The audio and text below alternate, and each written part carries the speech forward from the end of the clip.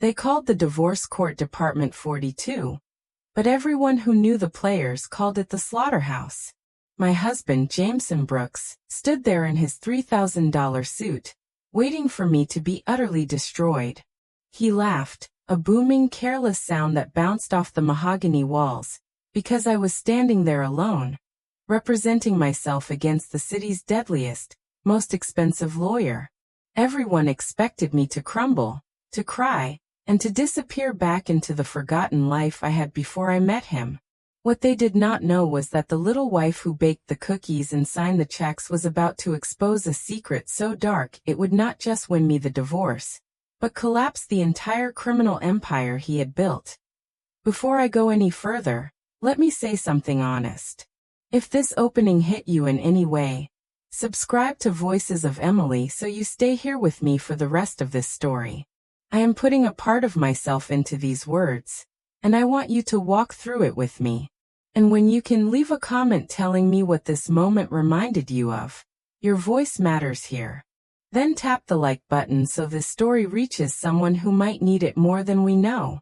The truth is, even my friends said I was walking into the fire without a single drop of water.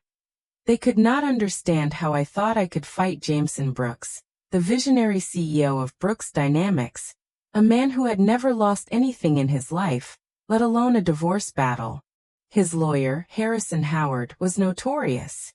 He was known in legal circles as the Butcher, because he was ruthless enough to leave nothing behind but bone and ash. I shivered slightly as I sat at the plaintiff's table, not just from the overly aggressive courtroom air conditioning, but from the raw, cold fear of this moment. Jameson was across the aisle, surrounded by his army, paralegals, stacks of bound evidence, and shiny new laptops.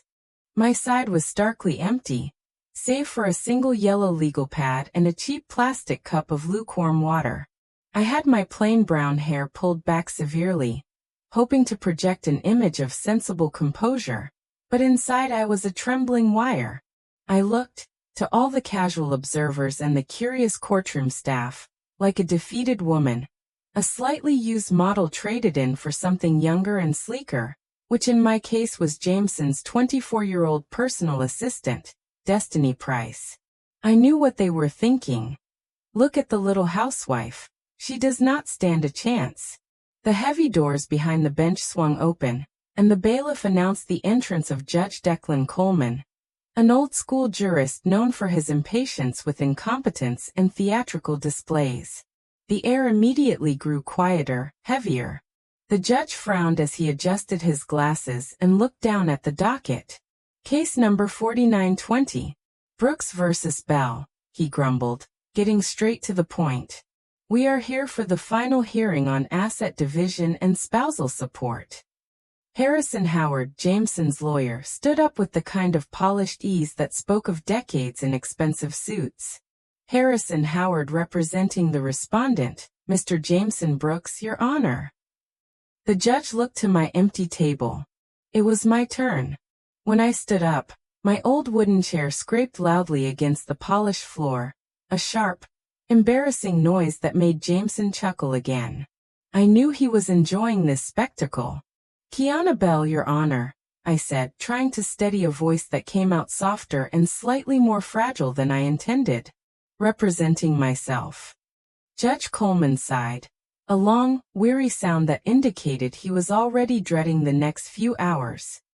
He peered over his spectacles, his expression one of paternal concern mixed with clear skepticism. Ms. Bell, I will ask you this one time, and you must listen carefully, the judge warned, his tone grave. Your husband is the CEO of a multi-million-dollar company. The marital estate we are discussing is valued in the tens of millions. Mr. Howard has been practicing complex litigation for over 30 years. Are you absolutely certain you wish to proceed pro se? He summarized the overwhelming odds with a blunt metaphor. Madam, you are bringing a butter knife to a nuclear war. I had to keep my gaze down, focusing on my hands to stop them from shaking. I cannot afford an attorney, Your Honor, I explained. Jameson cut off all my access to the joint account 6 months ago. Harrison Howard shot to his feet, quick as a striking snake. Objection, Your Honor. Mr. Brooks merely secured the assets to prevent frivolous spending, he countered smoothly. We offered Ms. Bell a generous settlement of $50,000 to cover her transition. She refused it out of spite. The judge raised a single, skeptical eyebrow. $50,000 for an estate of this size? It is more than she came into the marriage with, Your Honor, Harrison insisted, painting the picture he wanted the court to see. She was merely a waitress when they met. She has no financial literacy. We are trying to protect the integrity of the company. The judge looked at me again, his expression softening slightly. Ms. Bell, I strongly advise you to reconsider the settlement. If you insist on proceeding, you will be held to the identical standards as a practicing attorney. I will not make exceptions for you. If you miss a key objection, evidence will be admitted. If you fail to file the correct motion, you will lose. Do you fully understand this? I looked up, and for the briefest of moments, the fear that had been clouding my eyes evaporated, replaced by something I had kept hidden for a very long time, a cold, hard resolve. It was gone in an instant, but Jameson, busy chuckling behind his hand, missed it completely. I understand, Your Honor, I said, my voice now firm. I am ready. Jameson leaned in toward his lawyer, whispering loud enough for the reporters in the front row to hear. Watch this. She will be crying in 10 minutes. The judge ordered, Mr. Howard, your opening statement. Harrison Howard moved to the center of the room, dispensing with notes.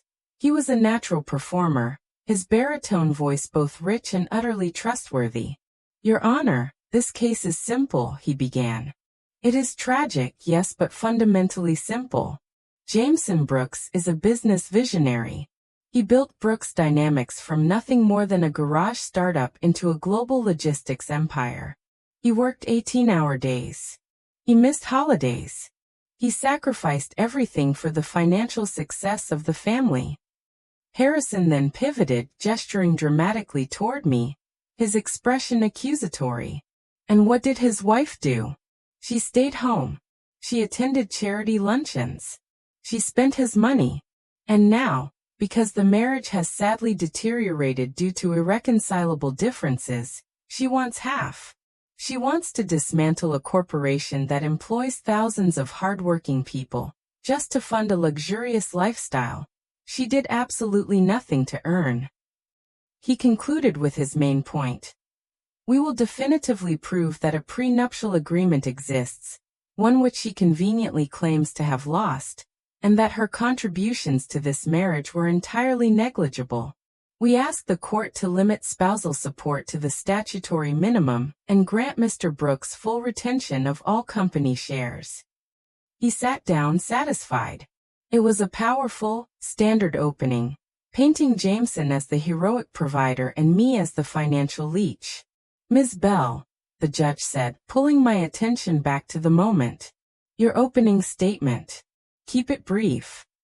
I stood up, but I did not walk to the podium, which felt too professional for the moment I was planning. I stood instead slightly awkwardly in the middle of the aisle, holding my single yellow legal pad against my chest like a shield. My husband, Jameson, and I started.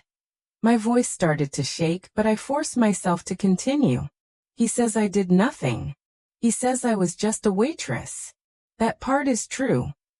I glanced over at Jameson, who rolled his eyes and settled back, thinking, here comes the poverty story. I took a deep, steadying breath and continued. The law in this state speaks of a partnership, Your Honor. It speaks of good faith. My voice was gaining strength now. Jameson is asking you to believe that he built Brooks Dynamics completely alone. He is also asking you to believe that the $50 million he transferred into the Vanguard Trust does not exist. The room fell completely silent. Harrison Howard's head snapped up. Jameson froze mid-smirk. The what trust, Miss Bell? Judge Coleman asked, leaning forward over the bench, sharp interest now replacing his earlier pity. The Vanguard Trust, Your Honor, I repeated, my voice now perfectly steady. And the shell company he registered in the Cayman Islands under the name Blue Ocean Holdings. And the 3 commercial properties in downtown Seattle he purchased under the name of his personal driver, Cooper Long.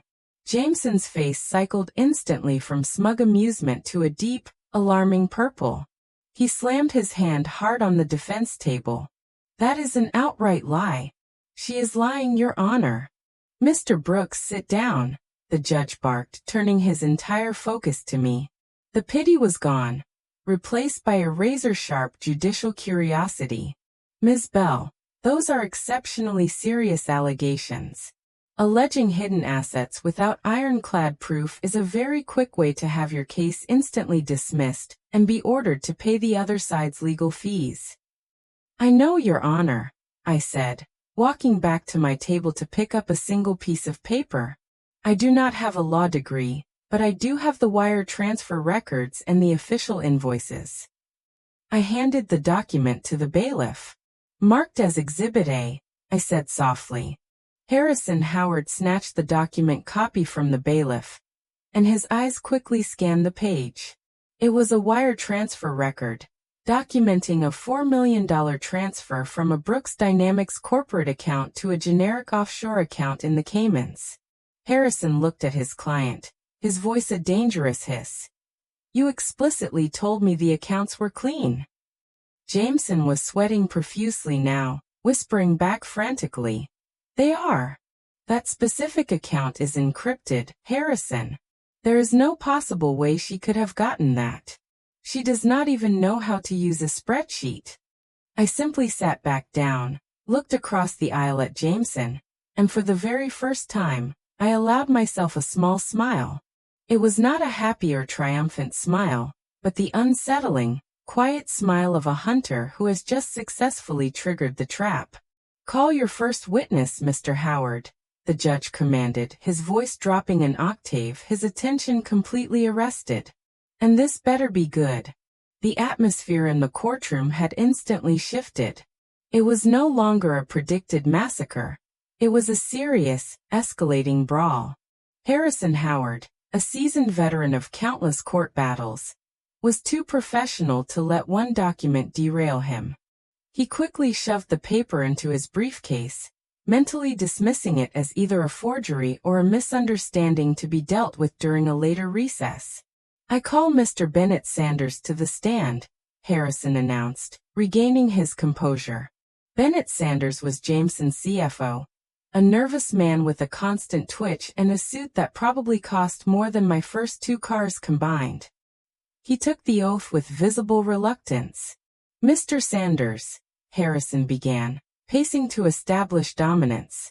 You manage the corporate finances for Brooks Dynamics, correct? Ido Sanders mumbled. Are you familiar with the plaintiff's completely wild claims regarding hidden assets in the Cayman Islands or a secret Vanguard trust? I have never heard of such things in my life, Sanders lied smoothly, his professional mask firmly in place. Our books are audited annually. Everything is completely above board. Ms. Bell is likely just confusing standard operating expenses with whatever financial fantasy she has cooked up in her head. Thank you, Harrison said, looking pointedly at the judge. You see, Your Honor, this is merely a misunderstanding of complex corporate finance on the part of the plaintiff. He turned to me with an arrogant wave of his hand. Your witness. I stood up. This time, I did not even bother with the yellow notepad. I walked directly up to the witness stand and looked Bennett Sanders right in the eye. Sanders visibly shifted in his seat. He had known me for 10 years. He had been a guest for Christmas dinner at our home. He knew I made a truly excellent lasagna. He did not, however, know that for the past 3 years, I had secretly mastered how to read a corporate balance sheet. Hello, Bennett, I said, my voice completely devoid of emotion. Miss Bell, he responded stiffly, avoiding my gaze. Bennett, do you recall the corporate retreat in Aspen back in 2021? Yes, I was there, of course. Do you recall asking me to hold your laptop for you while you went skiing because you were afraid to leave it in the hotel room safe? Sanders blinked, his nervous twitch accelerating. I might have. I truly do not recall that detail. I recall it perfectly, I insisted. You were very drunk that night, Bennett. You told me the password was your daughter's birthday. July 14th, 2012. Objection. Your Honor, relevance. Harrison roared, jumping up. I am getting there, Your Honor, I said calmly, not taking my eyes off the sweating CFO. Bennett, is it true that Brooks Dynamics utilizes a specialized software called Shadow Ledger for its internal accounting? Sanders' face completely drained of color. That is an industry standard tool, he stammered. Is it though? I pulled another piece of paper from my now not-so-empty stack. Because I did some research, Bennett. Shadow Ledger is a dual-entry bookkeeping system designed specifically to maintain two completely separate sets of books. One for the IRS, and one for the owners to hide the profit. Is that correct? I take the fifth, Sanders stammered, his eyes darting frantically to the judge. The courtroom gasped. You cannot take the Fifth Amendment in a civil divorce trial regarding corporate procedure, Mr. Sanders, Judge Coleman boomed, his voice echoing with fury. Not unless you are explicitly admitting to a crime. Answer the question. It has that capability, Sanders whispered, utterly defeated. I continued, relentless. On the night of December 14th, 2023, precisely 3 days before Jameson filed for this divorce, did you oversee a transfer of $6 million labeled consulting fees to a company called Orion Group? Jameson told me to. Sanders blurted out, his eyes wide with panic as he looked at his former boss. He said it was necessary for future expansion. And who owns Orion Group, Bennett? I do not know, Sanders lied one last time. I turned to the judge.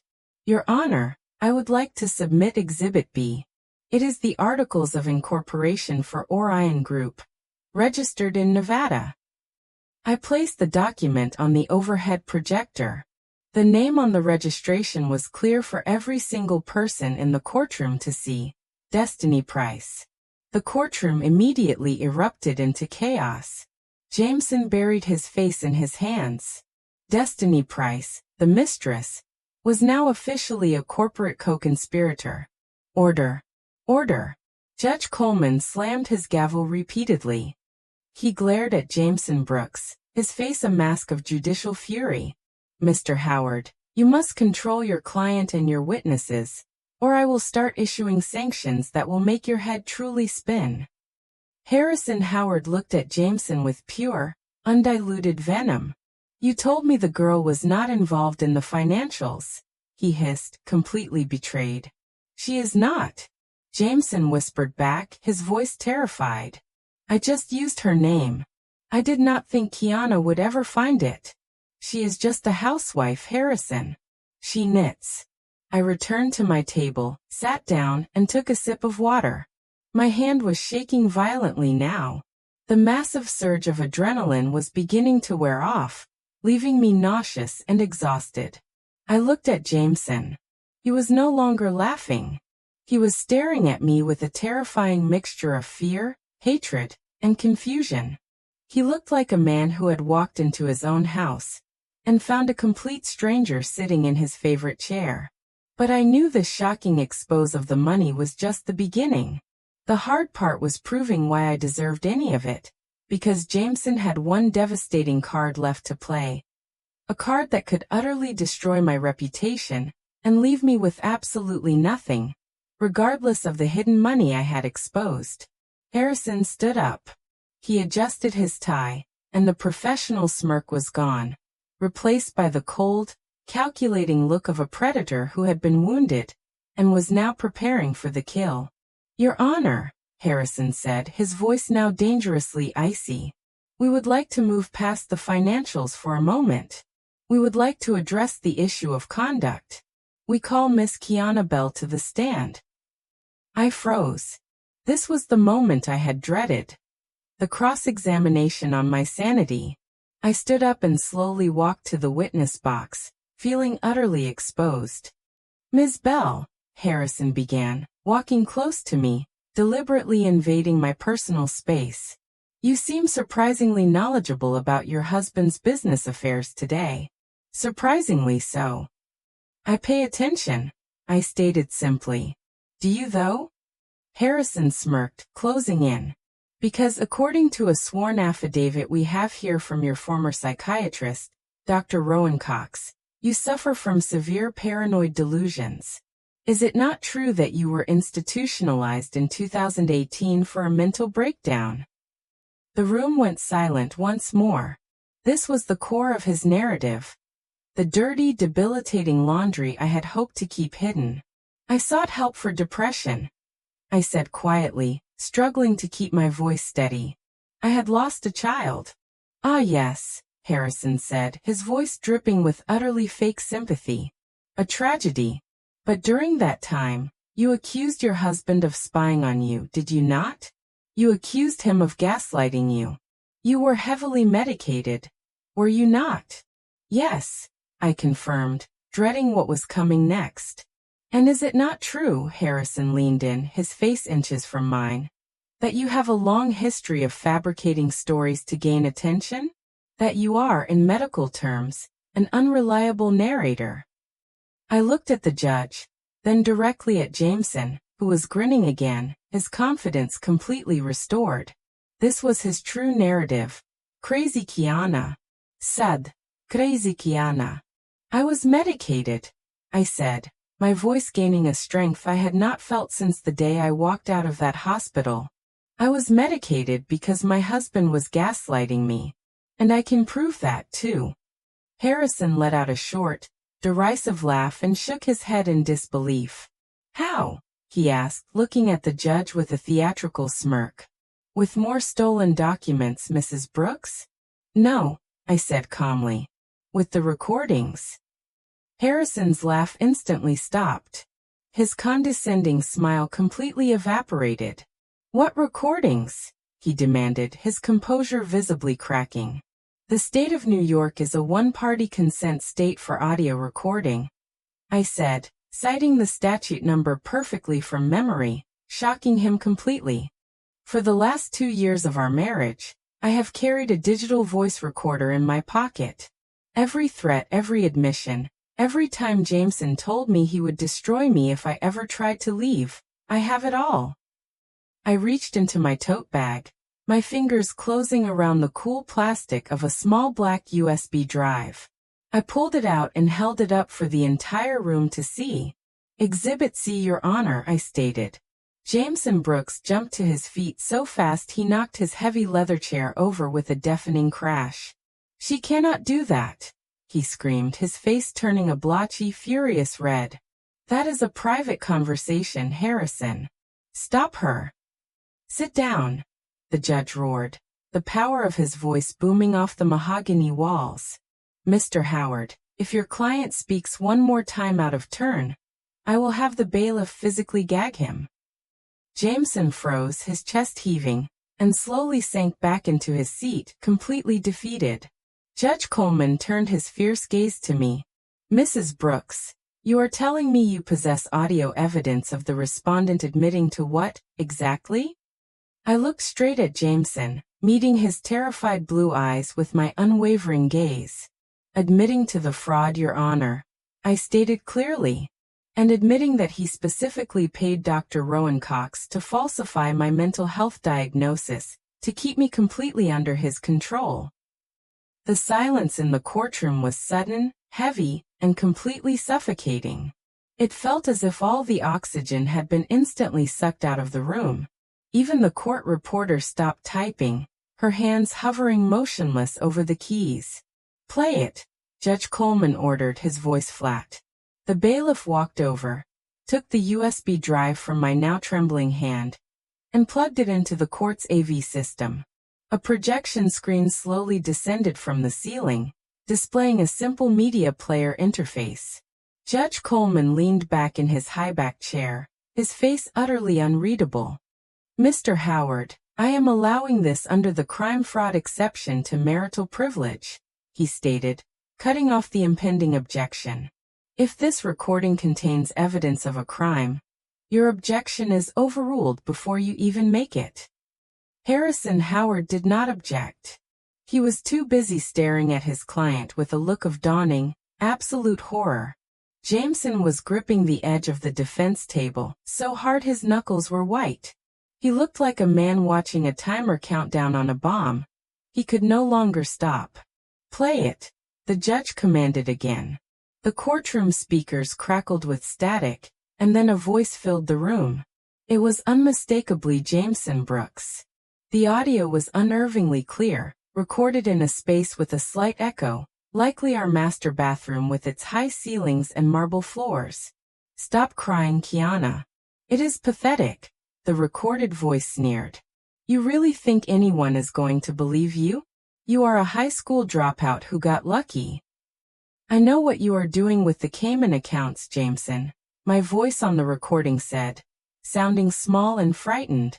"I saw the papers in your briefcase." Jameson's recorded laugh was cruel, filled with contempt. "You saw papers? You do not even know what you were looking at.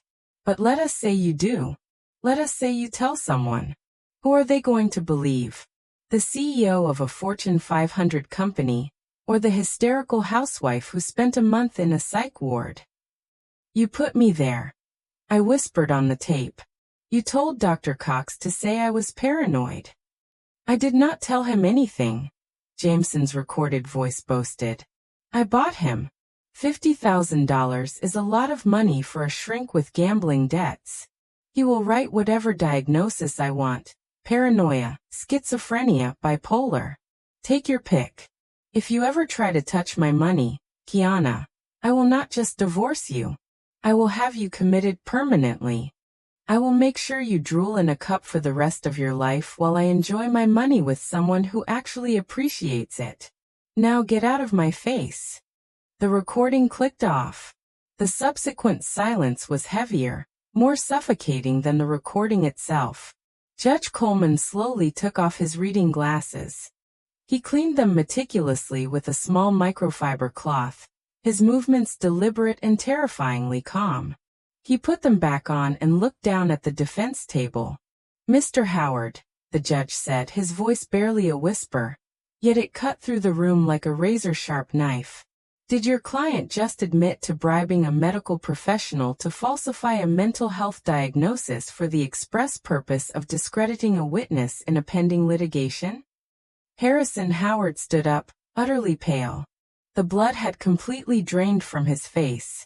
"Your Honor, I have not heard this recording before. I cannot verify its authenticity. It could be deepfake technology. It could be AI generated," he pleaded, trying to salvage the situation. "It is not AI," I said from my table, standing up, my legs feeling much stronger now. "Because I did not come alone, Your Honor. I have a witness who can verify the entire confession." "Who?" Jameson snapped, his voice cracking with pure terror. "Who do you have? You have no friends. I isolated you from everyone." I looked at the back of the courtroom. The heavy oak doors opened. A man walked in.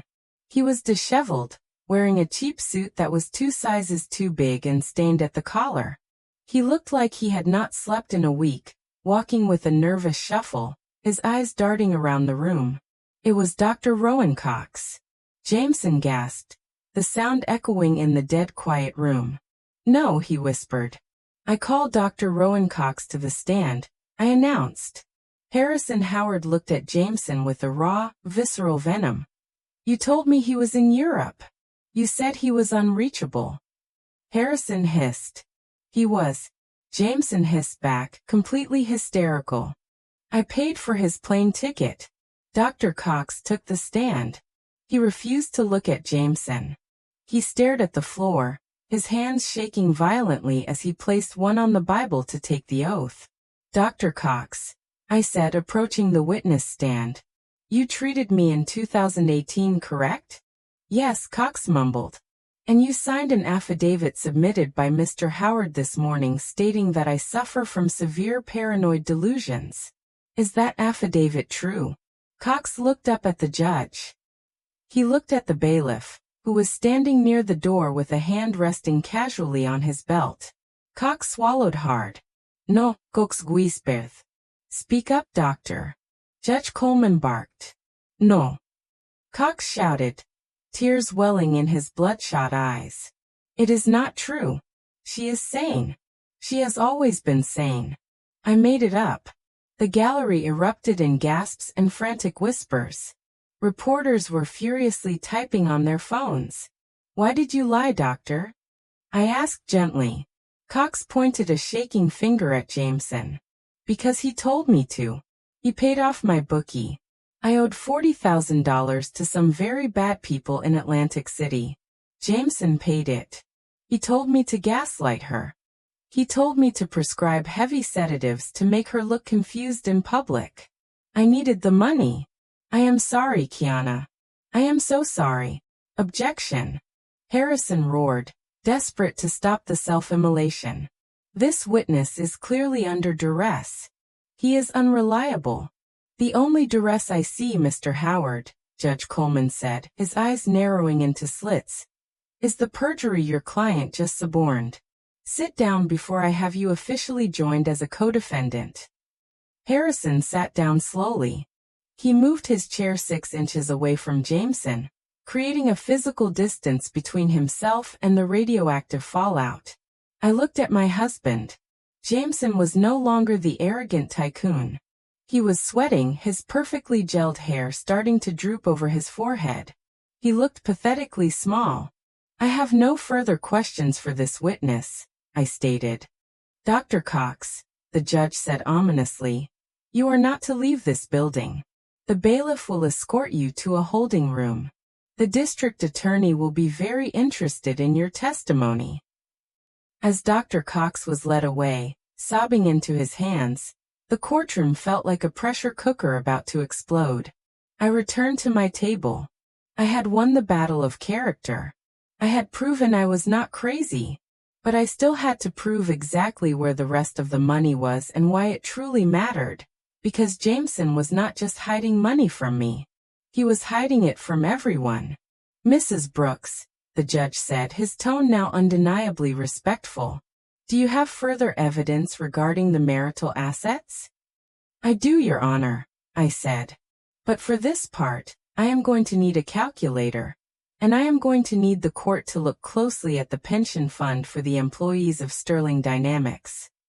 Jameson's head snapped up with a sickening jolt. If looks truly could kill, I would have been dead on the spot. The fear in his eyes was no longer about a bad divorce settlement. It was the primal, cold fear of a long stretch in federal prison. The pension fund? Harrison Howard whispered, turning to his client. What did you do, Jameson? Tell me the truth right now. If you lie to me again, I walk. It is complicated, Jameson stammered, completely undone. I borrowed against it. Just temporarily, to cover the margin calls on the expansion. Harrison closed his eyes and pinched the bridge of his nose in utter despair. You embezzled from your employee's retirement to fund a shell company, Jameson? That is a federal crime. Mrs. Brooks, proceed, the judge ordered. I walked to the projector. I placed a new document on the glass. It was a complex spreadsheet filled with rows of numbers and dates. Exhibit D, I announced.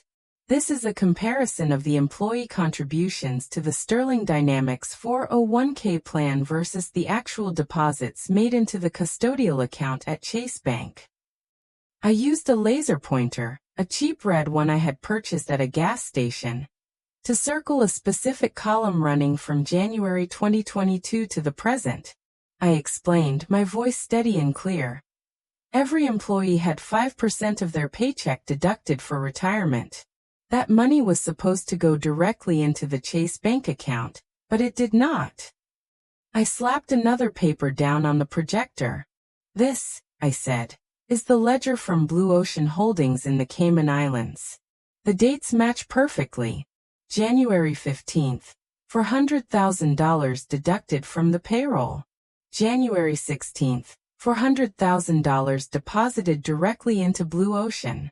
He was skimming the retirement fund, laundering it through the Caymans to avoid taxes, and then using the money to buy real estate under his mistress's name. The courtroom was buzzing with the sudden realization that this was no longer a messy divorce. It was a corporate scandal of massive criminal proportions. "Mr. Howard," the judge said, his voice deadly calm, "does your client have any explanation for why the employee pension fund is empty?" Harrison stood up slowly. He looked utterly defeated. He looked like a man who realized his entire, lucrative career might end today along with his client's freedom. "Your Honor," Harrison said, his voice heavy with exhaustion, "we request a short recess. I need to confer with my client regarding potential criminal liability." "Denied," Judge Coleman said instantly. "We are in the middle of a trial. If your client wishes to invoke his Fifth Amendment rights against self-incrimination regarding the embezzlement, he may certainly do so, but that will allow me to draw an adverse inference regarding the marital assets." He summarized it simply for the layman. "In plain terms, Mr. Howard, if he stays silent to stay out of jail, he instantly loses the divorce. If he speaks to win the divorce, he immediately goes to jail. Choose." It was the ultimate checkmate. Jameson stood up, shoving Harrison forcefully aside. "This is absolutely ridiculous," Jameson shouted. "I am the CEO. It is my company. I can move capital wherever I want. I was going to pay it back. It was a bridge loan. A bridge loan unauthorized by the board?" I asked calmly from my table. "Because I have the board meeting minutes here, Jameson. You never told them. In fact, you fired the internal auditor who asked about it last month, did you not?" "Mr. Cole was incompetent," Jameson yelled, his face turning a deep, terrifying crimson. "Just like you. You think you are so smart, Kiana. You think you can take me down. I built this empire. I am Sterling Dynamics. Without me, you are nothing. You are just a waitress. Mr. Brooks." The judge slammed the gavel again. "Control yourself." "No." Jameson was completely unhinged now. The last remnants of the cool, collected billionaire had shattered into 1,000 jagged pieces. "She hacked my computer. That is illegal. This evidence is inadmissible. Arrest her." "I did not hack your computer, Jameson," I said softly. The room went quiet, desperate to hear me. "I did not have to," I continued. "You linked your iPad to the family cloud account so you could easily upload photos of your romantic trips with Destiny Price.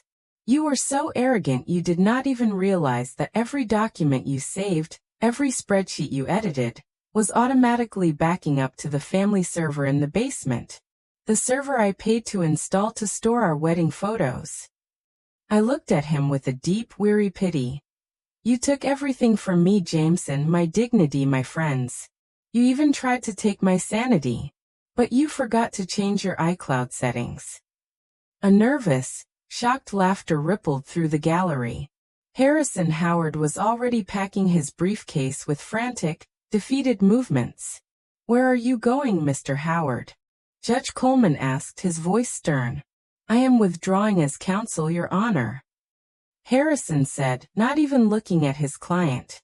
"My client has lied to me, implicated me in suborning perjury, and is currently confessing to federal wire fraud on the court record. I am ethically bound to withdraw." "You sit your backside down, Harrison." Jameson grabbed his lawyer's arm. "I pay you $1,000 an hour. You do not leave until I say so. Get your hands off me." Harrison snarled, violently shaking him off. "Mr. Howard, you will remain until this hearing is concluded," the judge ruled. "But you are certainly not required to suborn further perjury. Now, Mrs. Brooks, you have proven the hidden assets exist. You have proven spousal abuse and financial fraud. What is your request for judgment?" I took a deep, steadying breath. I looked at the yellow legal pad where I had carefully written my closing argument. I realized I did not need it. "I do not want half, Your Honor," I said. Jameson froze. "What?" "I do not want half," I repeated firmly, my voice echoing with conviction. "I want it all." "On what grounds?" the judge asked, intrigued. "On the grounds of dissipation of assets." I cited the precise legal precedent. When one spouse maliciously wastes or deliberately hides assets to defraud the other, the court has the clear discretion to award 100% of the remaining estate to the victim. Jameson has emptied the employee pension fund. He has spent millions on his mistress. He has hidden the rest in the Caymans. If you give him half, he will instantly flee the country. He has a flight booked to Brazil for tonight at 10 p.m. I held up a printout of an airline ticket. "Exhibit E," I said. Jameson checked his pockets frantically for his phone. He had booked that flight only 2 hours ago during the bathroom break. "How did she have it?" "My iCloud," he whispered, horrified. "He is a flight risk, Your Honor," I stated. "I am asking for full and immediate control of the remaining liquid assets, the marital home, and the voting shares of Sterling Dynamics to be held in trust, so that I can personally repay the thousands of employees he stole from." It was a completely noble and devastating move. I was not asking for the money for yachts or a new life. I was asking for it to save the workers. Judge Coleman looked at Jameson. He looked at the evidence. He looked at the empty witness stand where Dr. Cox had Saturday. "I am inclined to agree," the judge said slowly.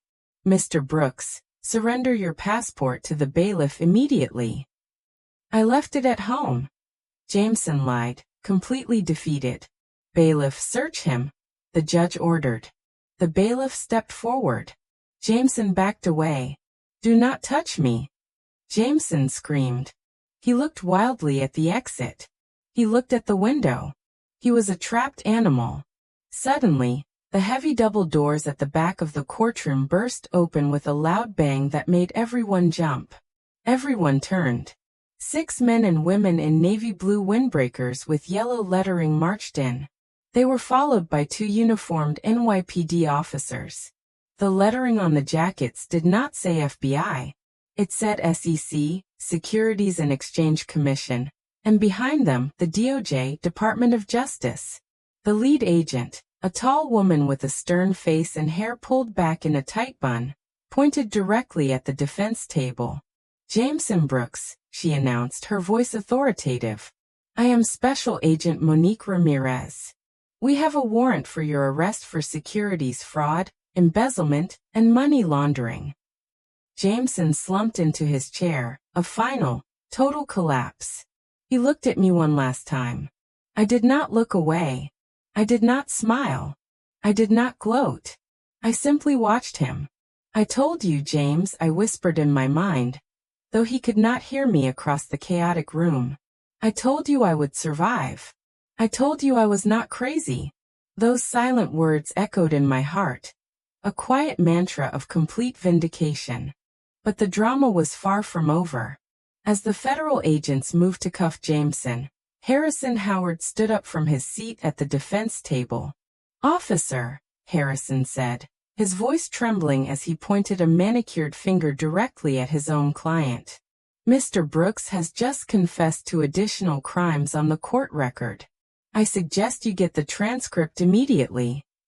"You traitor!" Jameson roared. He lunged at Harrison, his face twisted into a mask of pure, unadulterated hate. The chaos of Jameson's arrest took 20 minutes to finally clear. The sight of the billionaire CEO being dragged out in handcuffs, screaming obscenities at his lawyer and his wife, was the kind of spectacle that would dominate the news cycle from coast to coast for weeks. When the heavy oak doors finally closed, leaving the courtroom in a stunned, dusty silence, only a few people remained. Me, Judge Coleman, the court reporter, and Harrison Howard, who was frantically shoving files into his briefcase, looking like a rat sensing the ship had already snapped in half. "Mr. Howard," Judge Coleman said, his voice echoing in the empty room with the weight of a judge's judgment. Harrison froze, his hand hovering over a stack of documents. Your Honor, you are perilously close to being disbarred. If you wish to save your license, you will cooperate fully with the court-appointed receiver. Do I make myself perfectly clear?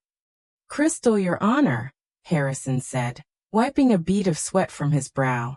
He glanced at me. For a moment, his eyes narrowed, a look of cold calculation rather than outright defeat, before he hurried out the side exit. I stood alone at the plaintiff's table.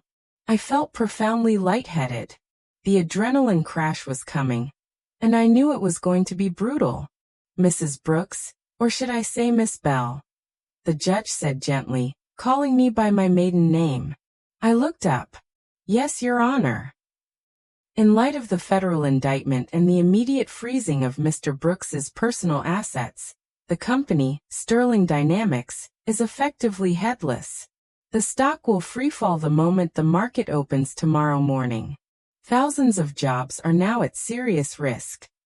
I know, I said, my voice steady despite the deep tremor in my hands.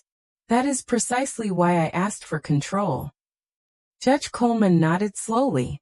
I am granting you an emergency conservatorship over the voting shares held by the marital estate. Until the divorce is finalized or the criminal trial concludes, you are the majority shareholder. You are, for all intents and purposes, the new owner of Sterling Dynamics. He leaned forward, his expression now completely grave. Be very careful, Kiana. You just took down a wolf, but you are about to walk into a den of vipers. The board of directors will not welcome you with open arms. They will try to eat you alive. I picked up my yellow legal pad. I did not feel like the small, trembling woman who had walked into this courtroom only 3 hours ago. Let them try, I said. 2 hours later, a black town car pulled up to the gleaming glass skyscraper in Midtown Manhattan. The logo of Sterling Dynamics was etched in steel above the revolving doors. I stepped out onto the sidewalk. I had not changed clothes.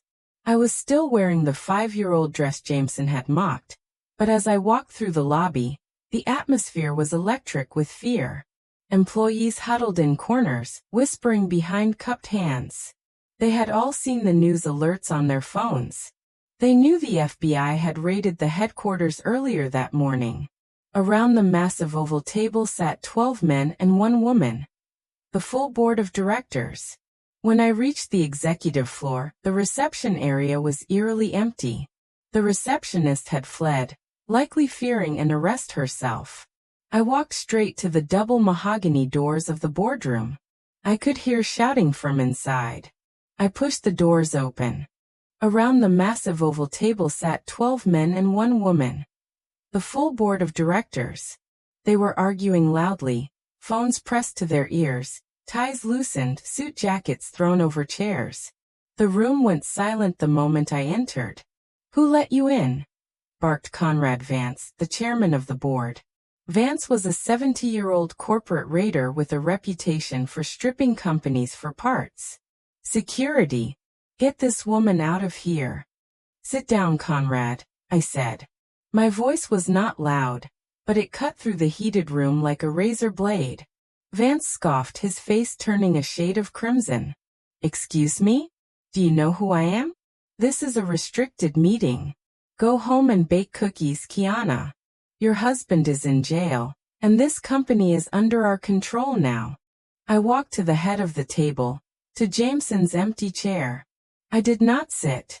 I stood behind it, placing my hands on the leather backrest, feeling the cold, hard texture under my palms. Actually, I said, pulling the court order from my bag and sliding it down the polished table, it is under mine. Vance snatched the paper. He read it, his face turning the color of ash. This is insane. Vance sputtered.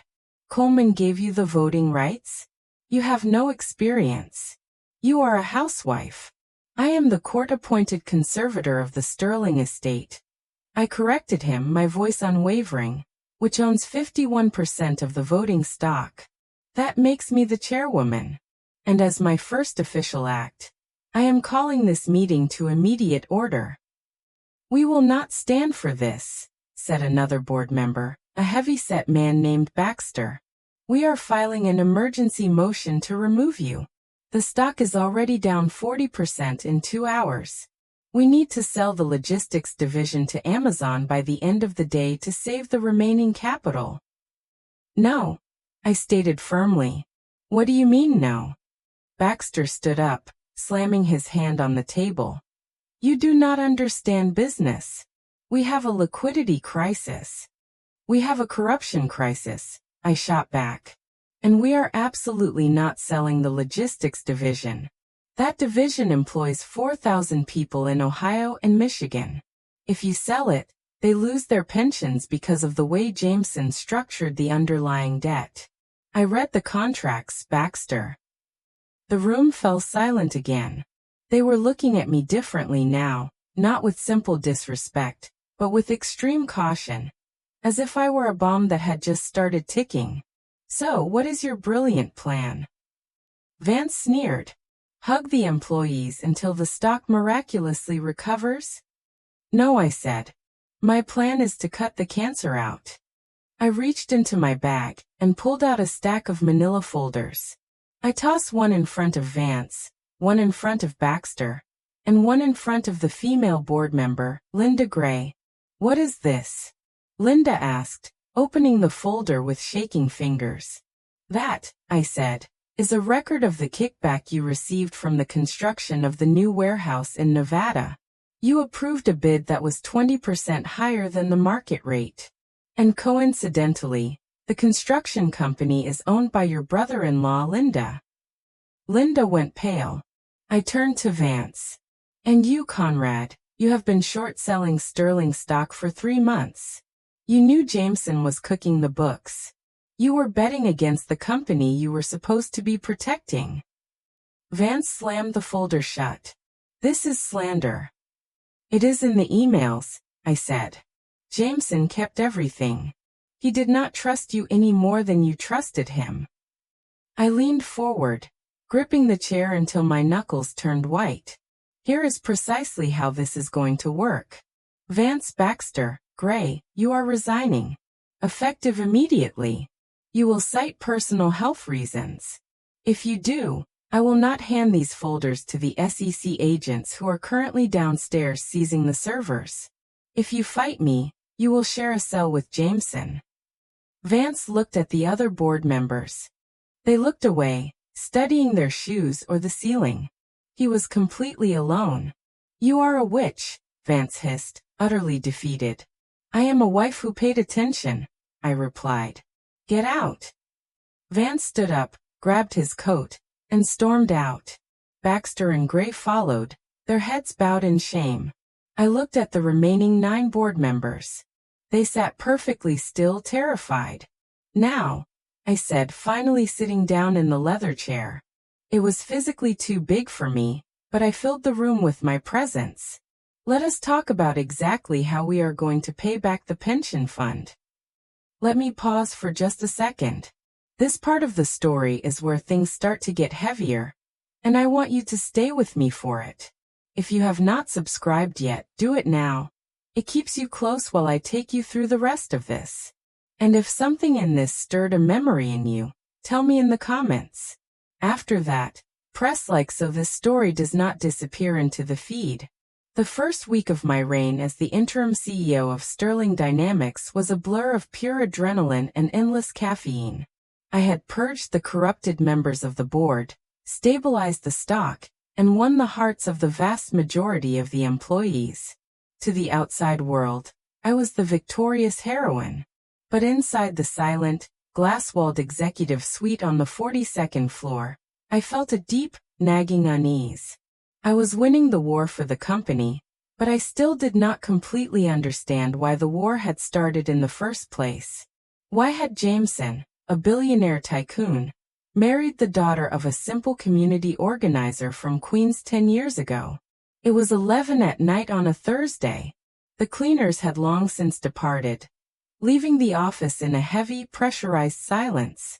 I sat at Jameson's massive mahogany desk, staring at a painting of a 19th century schooner on the wall.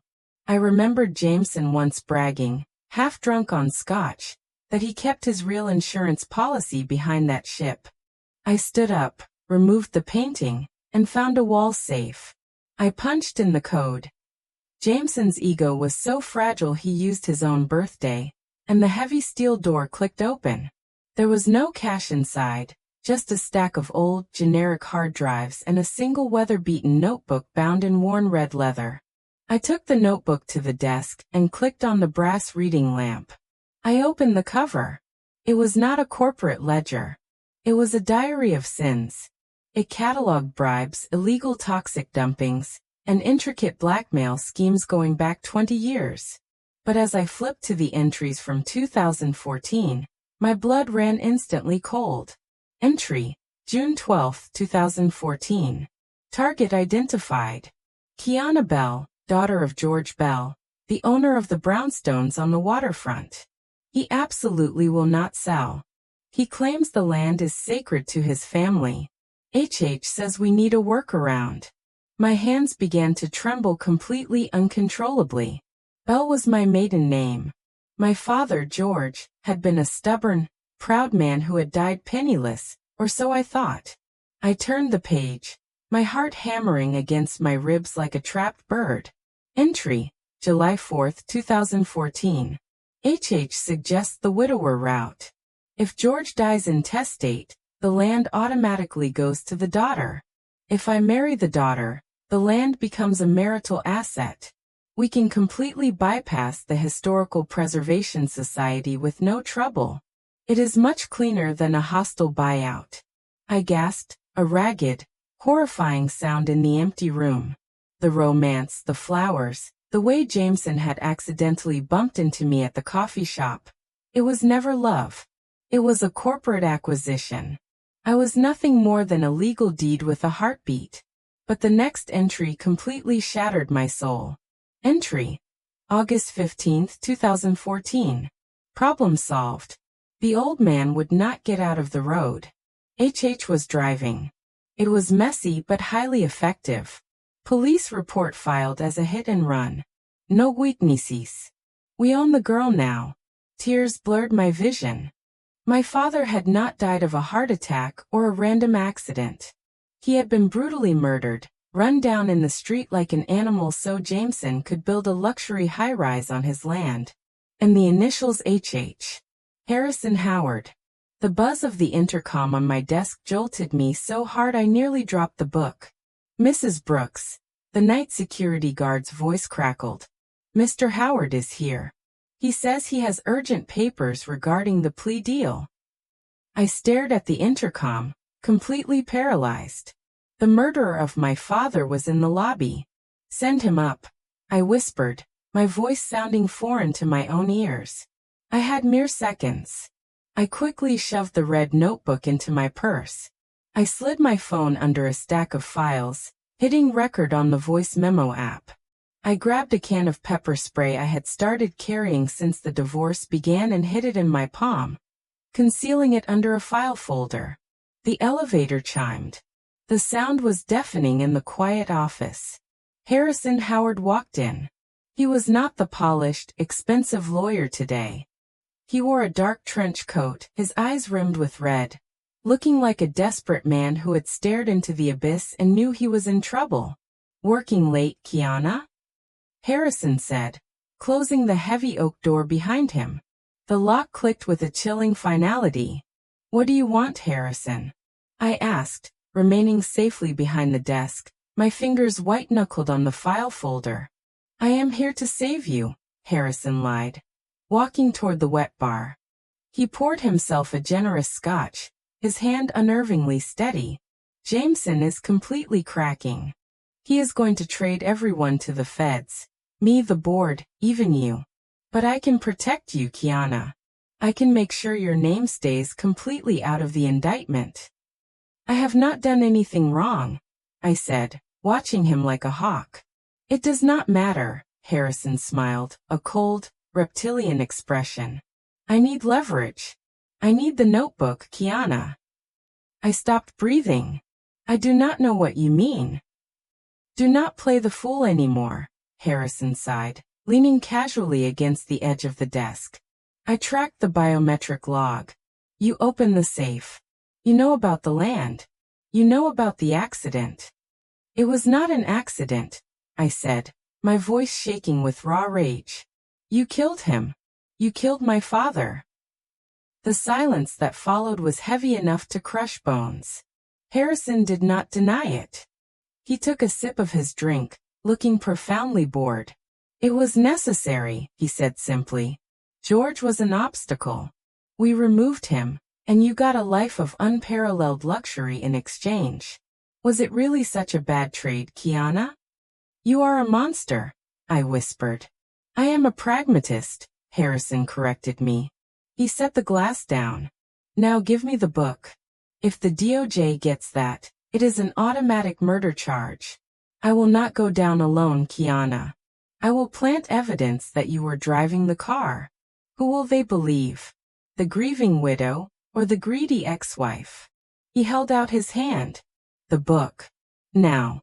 I looked at the door. It was 20 feet away. I looked at Harrison.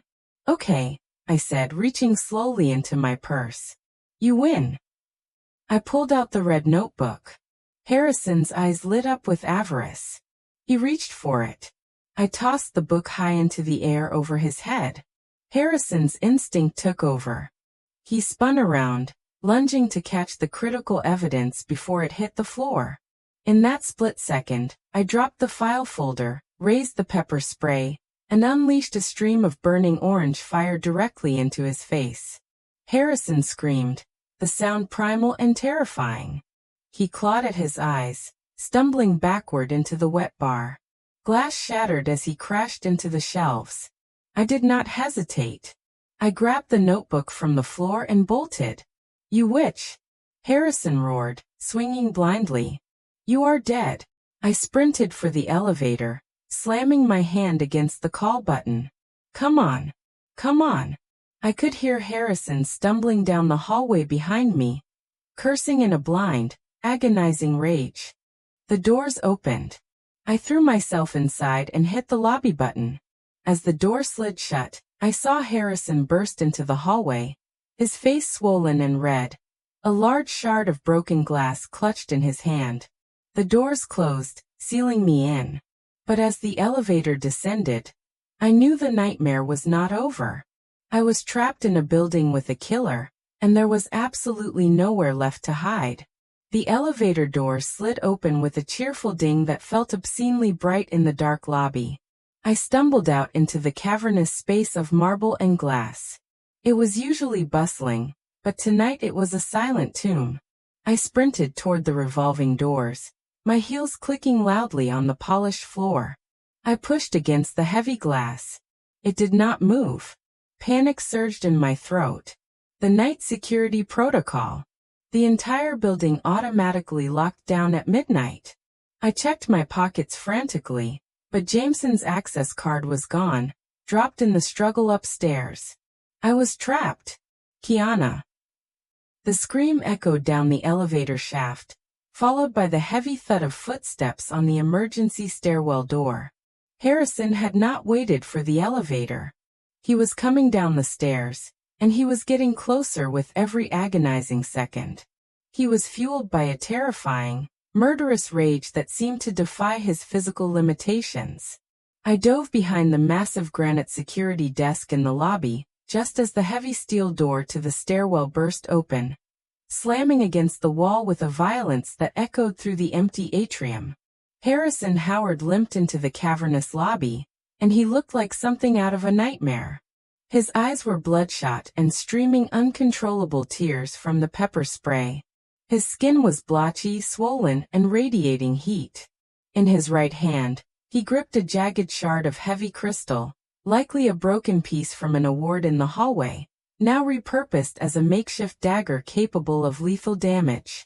I know you are in here, Kiana, Harrison rasped, his voice sounding like gravel grinding against glass as it bounced off the cold marble walls. The building is in total lockdown. The doors are magnetic. You cannot get out, and I assure you the police will not get here in time to save you. I crouched lower, pressing my back against the cool stone of the desk, clutching the red leather notebook to my chest like a shield.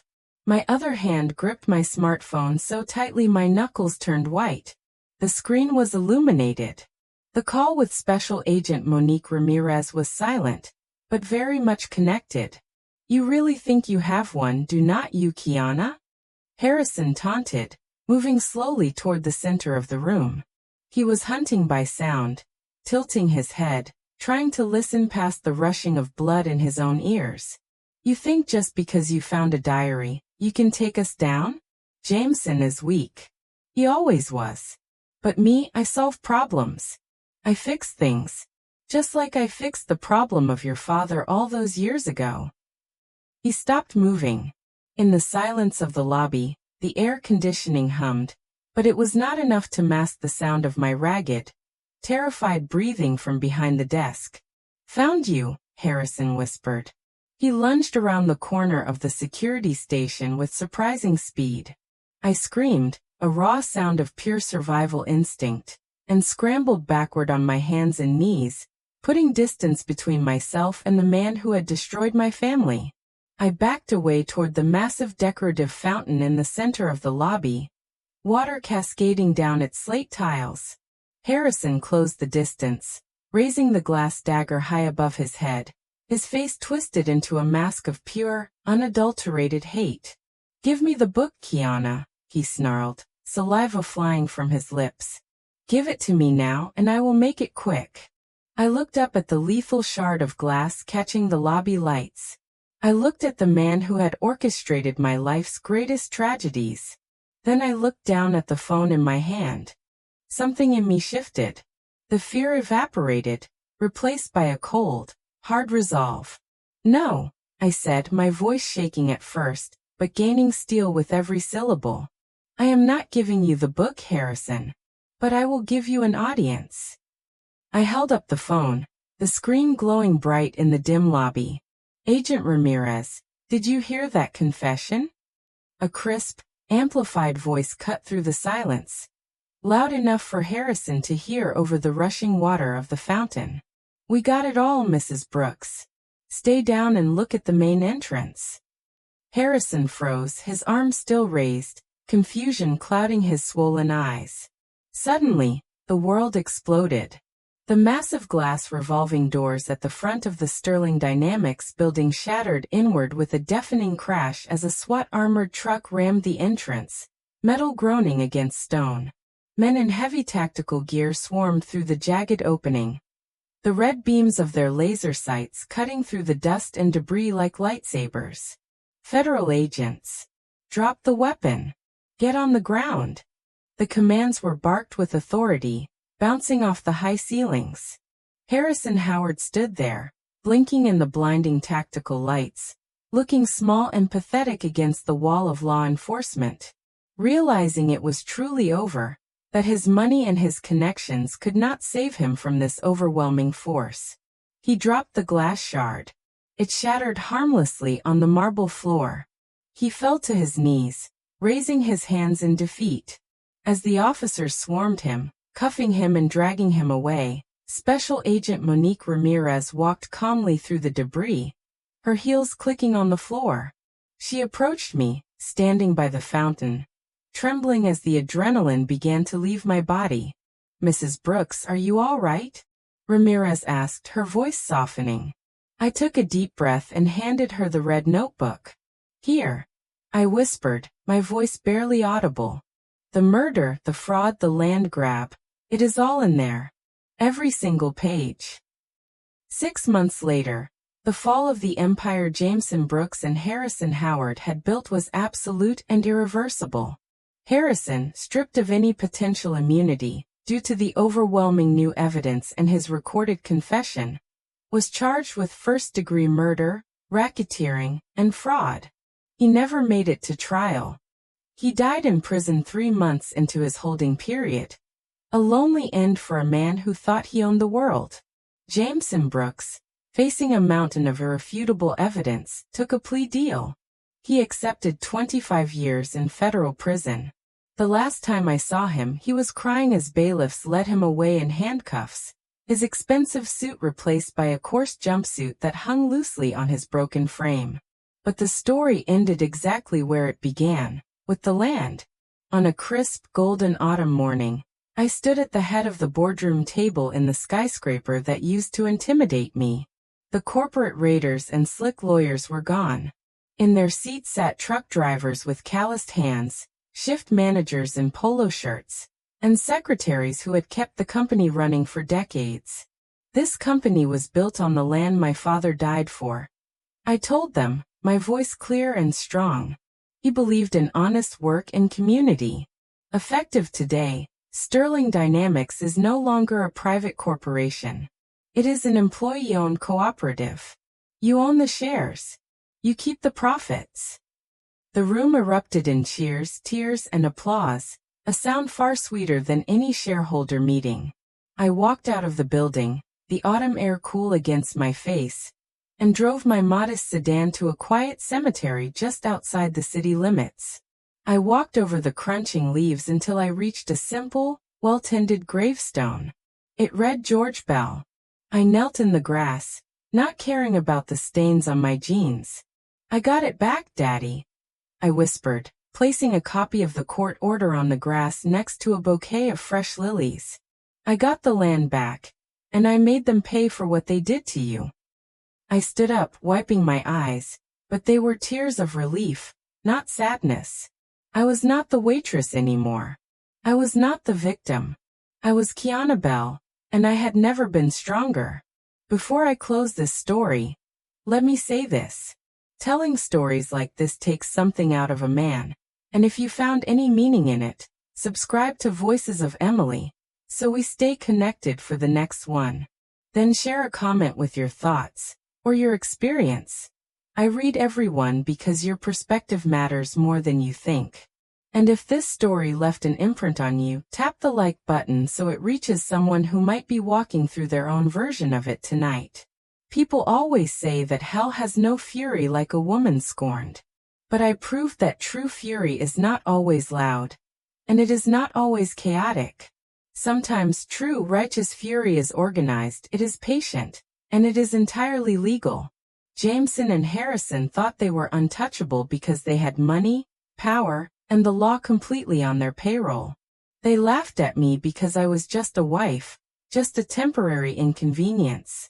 But they forgot the most fundamental rule of survival. You must never, ever corner a woman who has nothing left to lose. I did not just win a divorce settlement. I dismantled a criminal empire brick by brick, and exposed a decades-old murder.